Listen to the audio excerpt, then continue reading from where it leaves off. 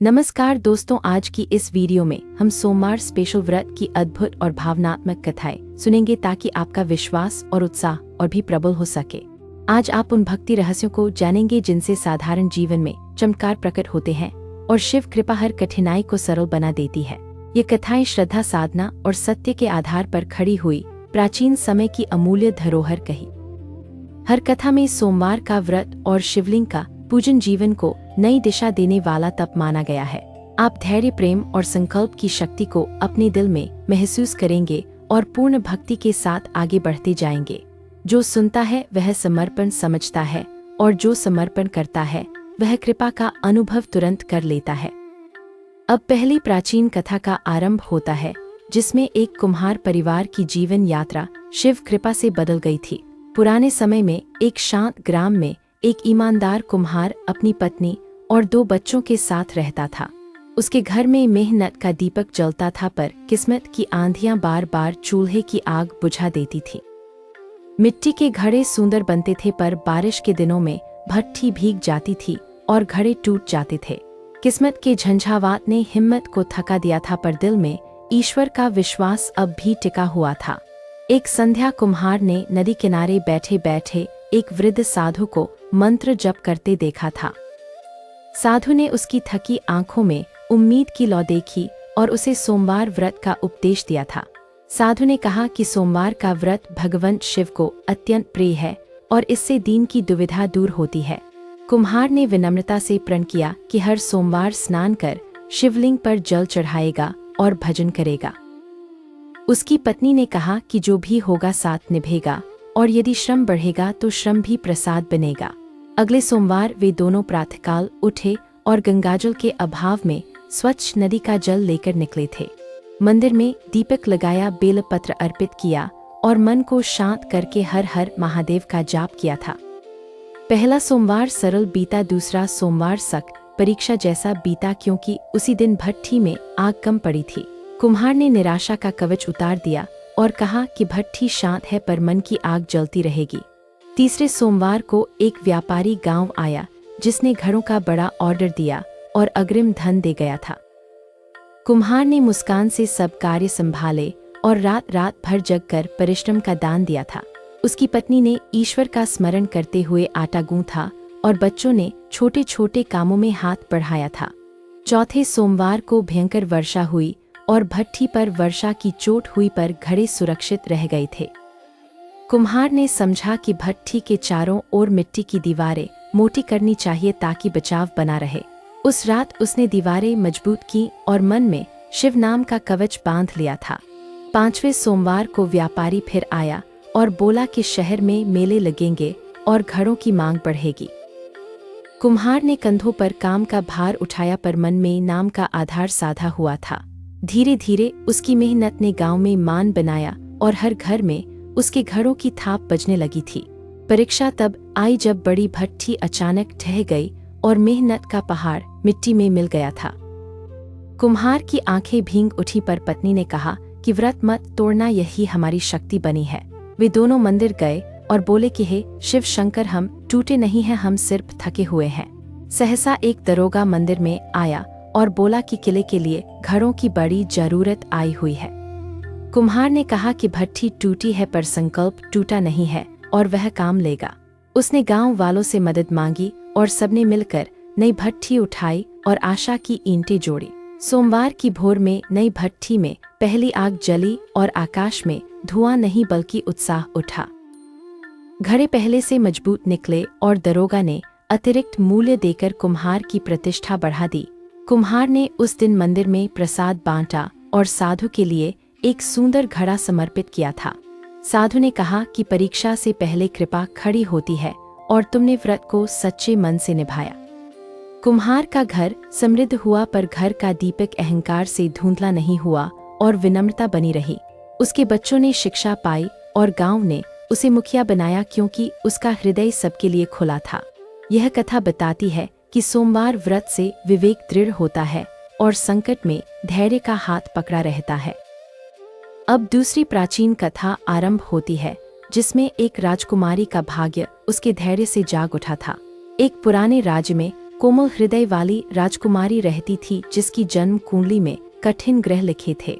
राजमहल में वैभव था पर राजकुमारी के हृदय में एक अनजाना खालीपन चुभता रहता था। वह अक्सर राजवाटिका में शमशीर की जगह वीणा उठाती और पेड़ों के बीच भक्ति गीत गाती थी। एक दिन राजगुरु ने कहा कि सोमवार का व्रत आरंभ करो तो मन का संताप पिघल जाएगा। राजकुमारी ने संकल्प लिया कि वह वर्ष भर सोमवार का व्रत करेगी और शिवलिंग पर बेलपत्र चढ़ाएगी। पहले सोमवार उसने सरल भोजन किया और संध्या में मंदिर जाकर दीपक जलाया और घंटा बजाया। परिवार के कुछ लोग हंसे पर राजकुमारी मुस्कुराई और बोली कि श्रद्धा मेरी ढाल बनी हुई है।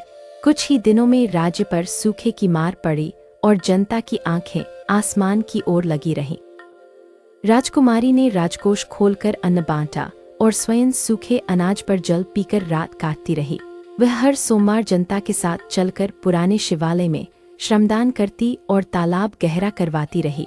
तालाब में पानी जमा होने लगा और गांवों की प्यास धीरे धीरे शमने लगी और कृतज्ञता बढ़ी। इसी दौरान दूर देश का एक योग्य युवराज राज्य में शरण लेने आया क्योंकि उसका राज्य लुट गया था। राजकुमारी ने उसे सम्मान दिया और कहा कि सेवा से बड़ा कोई राज नहीं होता है। दोनों साथ मिलकर सूखे से लड़ते रहे और हर सोमवार सेवा और साधना का दीप जलाते रहे। सूखा टूटा और मेघ बरसे और खेतों में हरियाली ने नृत्य किया और सभी चेहरे खिल उठे। राजा ने जनता से पूछा कि राजकुमारी को कैसा मान देते हो और सबने आशीष के स्वर बुलंद किए। राजगुरु ने मुहूर्त देखा और कहा कि यह संगम धर्म और प्रीत दोनों का मंगल मिलन है। राजकुमारी और युवराज का विवाह हुआ और विवाह के दिन सोमवार का पावन संयोग उपस्थित था। विवाह उपरांत भी राजकुमारी ने व्रत जारी रखा और राज्य में न्याय और करुणा की धाराएं बढ़ीं। उसने विधवाओं की सहायता के लिए कोष बनाया और अनाथ बच्चों की शिक्षा का दायित्व उठाया। राज्य की सीमा पर शत्रु ने विद्रोह उठाया तो जनता ने स्वयं रक्षा का निर्णय लिया था। राजकुमारी ने शिव नाम का युद्ध गीत गाया और सैनिकों में अदम्य साहस का संचार हो गया। शत्रु पीछे हटा और राज्य सुरक्षित हुआ और भक्ति और निष्ठा का परचम ऊंचा हुआ। वर्षों बाद राजकुमारी ने एक विशाल मंदिर का जीर्णोद्धार कराया और यज्ञ कराया था। वह बोली कि सोमवार का व्रत मुझे समय पर सही निर्णय देता रहा और आशीष दिलाता रहा। यह दूसरी कथा बताती है कि व्रत केवल आहार का त्याग नहीं बल्कि स्वार्थ का त्याग भी होता है। अब तीसरी प्राचीन कथा आती है जिसमें एक व्यापारी का समुद्री सफर सोमवार व्रत से सुरक्षित हुआ था। समुद्र किनारे बसे नगर में एक साहसी व्यापारी नमक और अनाज की खेप लेकर नाव से निकला था। उसकी पत्नी ने विदा होते समय उसके माथे पर कुमकुम लगाया और सोमवार व्रत का स्मरण कराया। व्यापारी ने कहा कि सागर की लहरें चाहे उग्र हों पर मन का लंगर भक्ति बना रहेगा। पहले 2 दिन यात्रा शांत रही और नाविक गीत गाते रहे और हवाएं सहेलियों की तरह चली। फिर अचानक घने बादल छाए और समुद्र गरजा और बिजली ने आकाश को चीख से भर दिया। नाव डगमगाई और पतवार टूट गई और व्यापारी ने भीतर से सोमवार व्रत का संकल्प याद किया।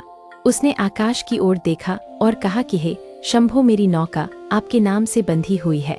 नाविकों ने पाल समेटे और रस्सियों को कसकर बांधा और सब ने मिलकर भजन गाना प्रारंभ किया।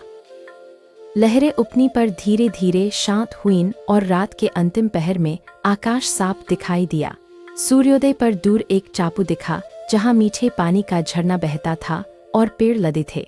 वे सब वहां उतरे और पानी भरा और थोड़ी लकड़ी लेकर नाव की मरम्मत की गई थी। व्यापारी ने सोमवार के दिन जल और बेलपत्र का अर्पण किया और आभार प्रकट किया। मध्याह्न के समय एक साधु टापू पर आया और बोला कि यह संकट परीक्षा से पहले की छाया थी। साधु ने मार्ग बताया और कहा कि पश्चिम दिशा की हवा पकड़े रहो और लाल पत्थर पर नजर रखो। नाव ने वैसा ही किया और तीसरे दिन सुरक्षित बंदरगाह पहुंची और सबके चेहरे खिल गए। नगर में व्यापारी का स्वागत हुआ और उसने मंदिर में धूप दीप चढ़ाया और कृतज्ञता व्यक्त की। उसने तय किया कि हर यात्रा से पहले सोमवार का व्रत करेगा और नाव में एक छोटा शिवलिंग रखेगा। कुछ महीनों बाद वह फिर समुद्र पर निकला और इस बार व्यापार में अभूतपूर्व लाभ प्राप्त हुआ। उसने गरीब मछुआरों के लिए घाट बनवाया और तूफान से बचाव के लिए दीप स्तंभ स्थापित करवाया। नगर के लोग बोले कि यह लाभ नहीं, यह प्रसाद है जिसने सभी का भाग्य उजाला किया। व्यापारी का नाम दूर देशों तक गया और उसका व्यवहार विनम्र और वचन सत्यवत बना रहा। यह तीसरी कथा सिखाती है कि संकट में स्मरण और व्रत दिशा दिखाते हैं और साहस बढ़ाते हैं। अब चौथी प्राचीन कथा आती है जो एक चरवाहे बालक की तपस्या और ज्ञान की शक्ति बताती है।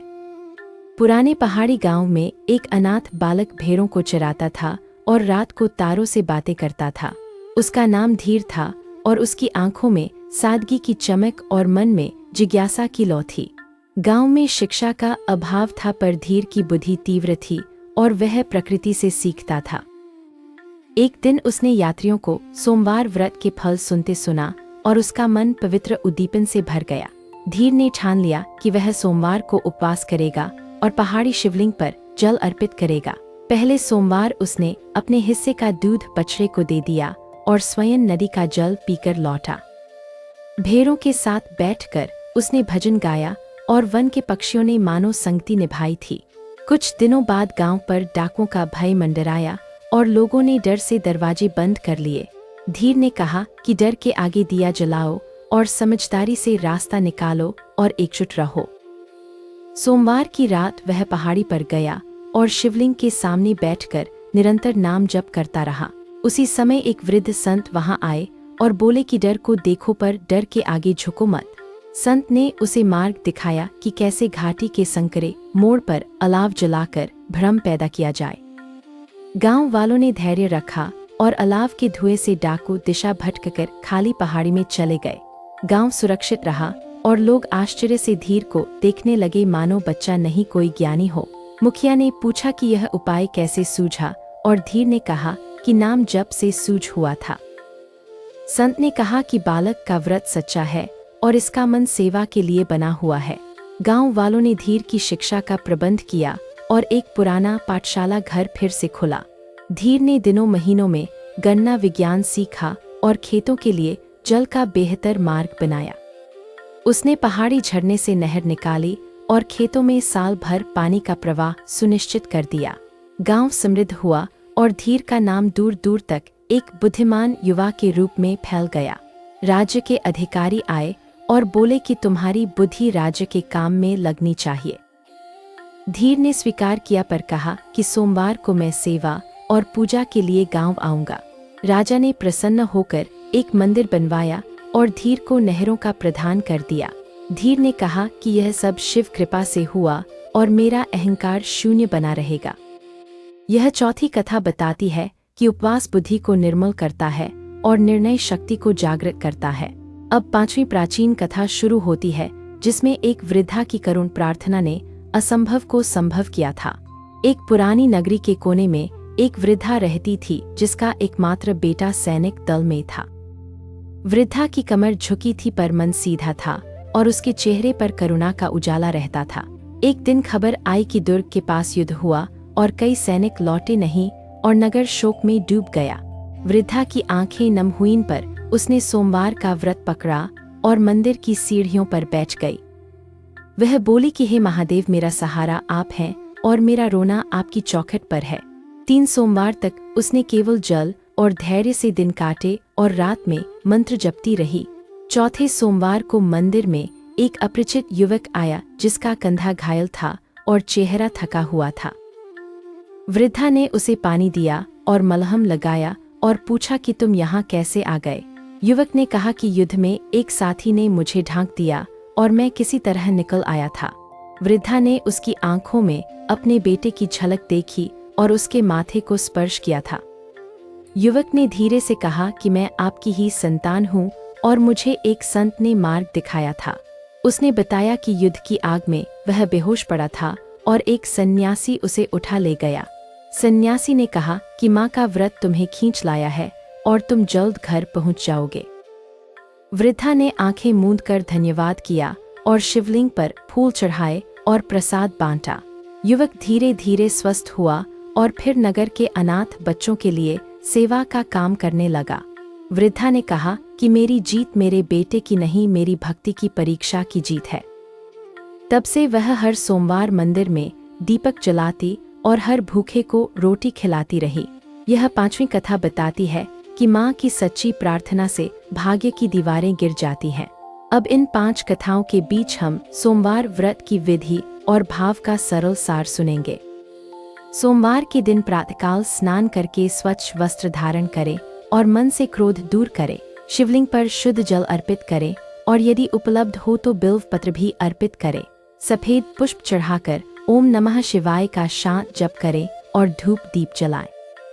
दिन भर सदाचार रखें और यथाशक्ति फलाहार करें और असत्य वचन से दूर रहें। संध्या में शिव चालीसा या शिव आरती करें और तत्पश्चात प्रसाद बांटें और व्रत पूर्ण करें। व्रत का सार संयम, करुणा और सेवा है जो हर घर में सुख की वृष्टि बनकर आता है। अब हम फिर पहली कथा के गहरे प्रसंग की ओर लौटकर कुछ अनसुनी बातें जानेंगे। कुम्हार के गांव में एक पुराना पाखर पेड़ था जिसके नीचे संत अक्सर विश्राम करते थे। कहा जाता है कि उस पेड़ की जड़ें मंदिर की दहलीज तक जाती थीं और छाया देती थीं। संत ने कुम्हार को कहा था कि मिट्टी को गूंथते समय नाम का स्मरण करते रहना चाहिए। उन्होंने बताया कि जैसे मिट्टी को बार बार थपकाने से दरारें भरती हैं, वैसे ही जब से मन सुधरता है। कुम्हार ने उस सीख को अपनाया और उसके घरों में अनोखी ठंडक रहने लगी थी। गांव वालों ने कहा कि इस ठंडक में श्रम और शुद्ध नीयत का स्पर्श मिला हुआ है। उसी तरह राजकुमारी की सेवा में भी नाम जप का तेज छिपा हुआ सहारा बना रहा था। जब सूखा जुबा पर धूल छोड़ता था तब राजकुमारी अपनी वीणा से आशा की बूंदें टपकाती थी। उसकी वीणा की तान खेतों तक जाती और किसान नई ऊर्जा से मेरों पर खड़े हो जाते थे। व्यापारी की कथा में भी नाव की लकड़ी के बीच शिव नाम की नमी लगी रही थी। जब रस्सियां टूटती थीं तब मन के धागे मजबूत हो जाते थे और नाव फिर सीधी हो जाती थी। धीर की बुद्धि ने जल के प्रवाह को समझा और गांव में हरियाली का मानचित्र बदल दिया। उसने कहा था कि पानी को रोको मत, उसे मार्ग दिखाओ और वह स्वयं खेतों को ढूंढ लेगा। वृद्धा की प्रार्थना में आंखें नम थीं पर शब्दों में दृढ़ता की लौ जगमगाती थी। उसके व्रत का अर्थ भूख से लड़ना नहीं था, बल्कि भय से लड़ना और आशा को थामना था। अब हम छठी जुड़ी हुई कथा का प्रसंग सुनेंगे जो पहले की कथाओं से जुड़ता हुआ आगे चलता है। एक किसान परिवार था जो सूदखोर के कर्ज से दबा हुआ था और आशंकाओं से घिरा था। किसान की बेटी ने सुना कि सोमवार का व्रत भाग्य का हिसाब बदल देता है और प्रकाश देता है।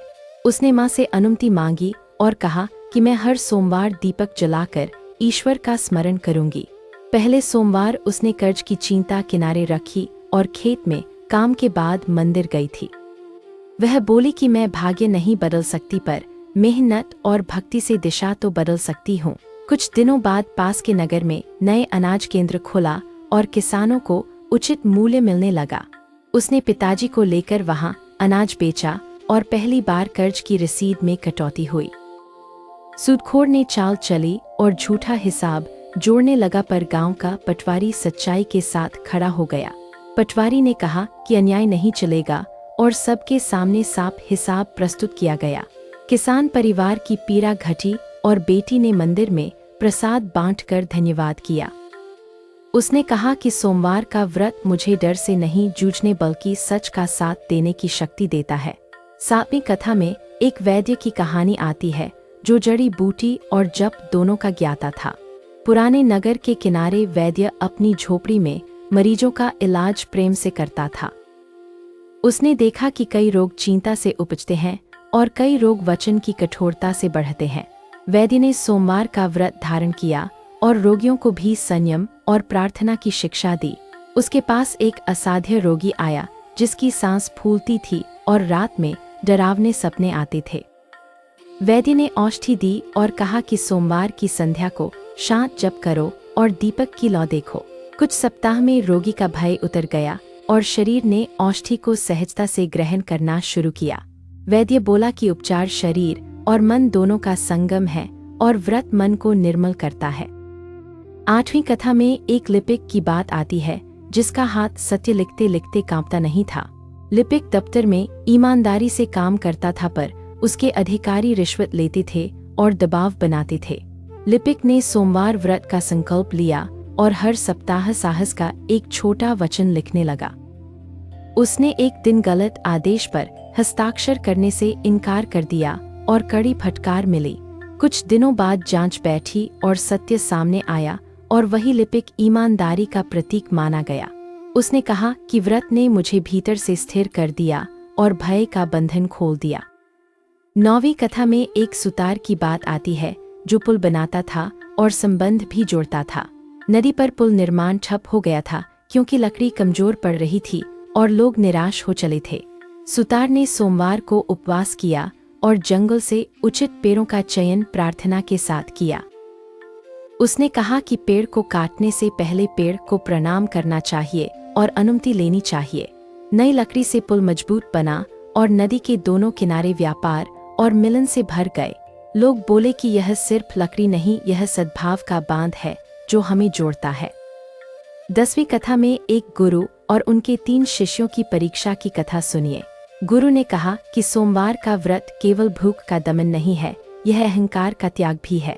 पहला शिष्य बोला कि मैं उपवास करूंगा पर काम नहीं करूंगा और दिन भर विश्राम करूंगा। दूसरा शिष्य बोला कि मैं सेवा करूंगा और भूख लगे तो थोड़ा फल खाऊंगा और भजन करूंगा। तीसरा शिष्य मौन रहा और गांव के कूप पर जाकर पानी खींचकर सबको बांटने लगा।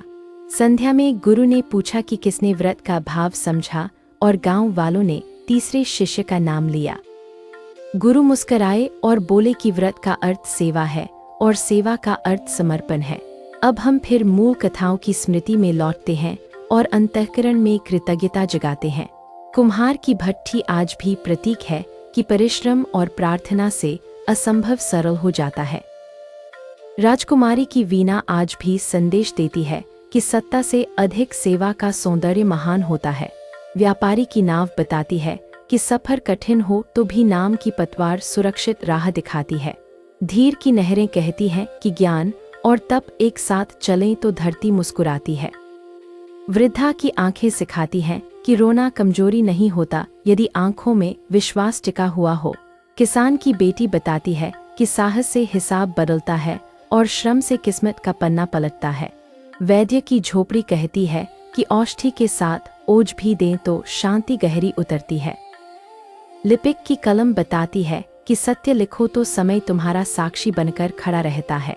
सुतार का पुल बताता है कि जोड़ना मुश्किल नहीं यदि मन की लकड़ी मजबूत और सीधी हो। गुरु के शिष्य बताते हैं कि मौन सेवा सबसे ऊंचा भजन है जो भीतर घंटा बजाता है। सोमवार व्रत के साथ दया, क्षमा और मधुर वाणी का अभ्यास करें और घर में शांति बसाएं। व्रत के दिन एक सूखा अन्न बचाकर किसी भूखे को दे दें और मुस्कान से उसका स्वागत करें। शिवलिंग पर जल चढ़ाते समय मन के विकार भी जल बनाकर बहा दें और हल्के हो जाएं।